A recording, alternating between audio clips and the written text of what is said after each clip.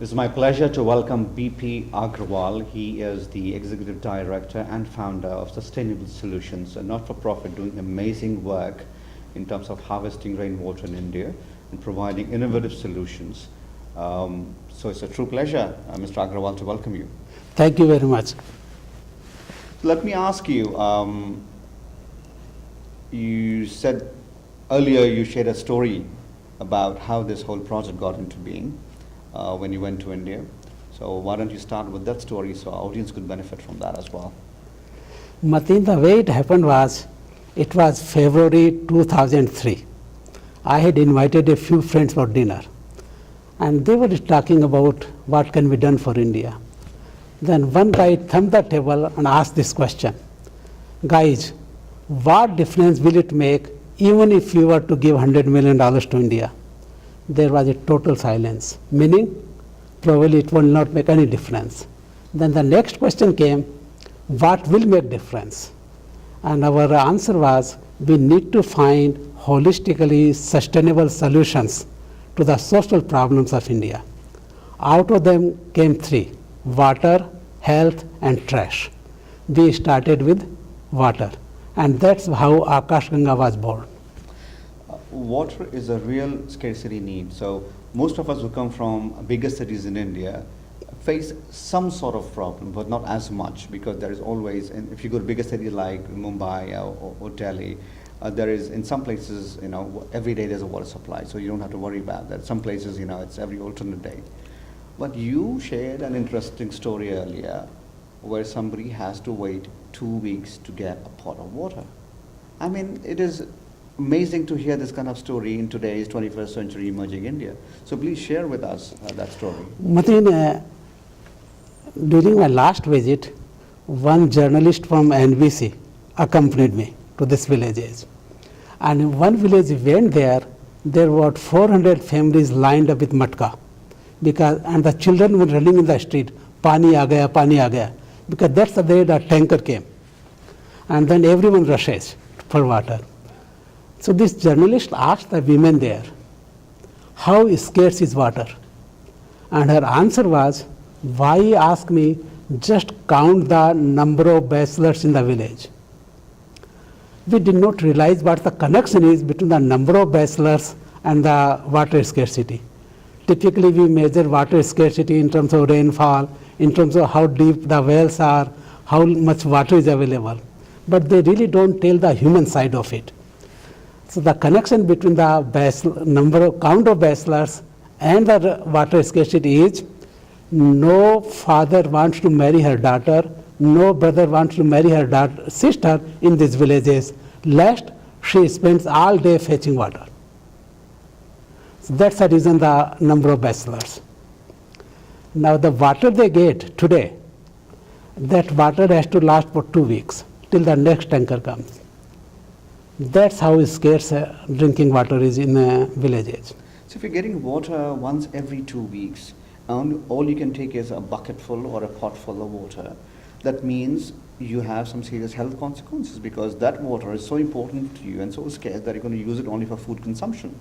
So you're not going to be having a shower or other things that are required for daily existence. Did you look at these aspects? Let me quote some of the women whom we asked, what is the benefit of Akash Ganga? There was a lady, Sumitra Devi, Kakadeu Kalan, that's her village. I asked her, what has been the benefit of Akash Ganga? Her answer was, this summer my children did not suffer from diarrhea because they had clean water to drink. We went to another village called Harinagar. So I met another lady, Vimala Devi, and I asked her, what has been the benefit of Akash Ganga? Her answer was, I don't have pain in my joints because the water available otherwise is so intense in minerals that it leaves deposits on your joints. So the people suffer from joint pain in these villages. Another place we went to, we talked to a teacher, Kamruddin, and I asked him what has been the benefit of Akash Ganga. And his answer really surprised me. And his answer was, the children don't skip classes now. Why? Because there was no drinking water in the school, so the children will rush home, get a drink of water, then come to the classes. So these are the kind of socio-economic aspects, health aspects of drinking water. So let's talk about what Akash Ganga is and how does it deliver pure drinking and potable water. What Akash Ganga does it, we go to a village and we connect every single roof by gutters and pipes. Then we build two reservoirs. One reservoir at the homeowner's property, another reservoir at the center of the village, wherever we find a dip. The purpose was the people who have roof, they can get the water from the reservoir in their house. But then there are a lot of people who don't have a roof. So we said they can get the water from the shared reservoir. And this is what we mean by societal sustainability, that whatever system we design, it ought to ensure equitable distribution of water to the whole population. If somebody is interested in,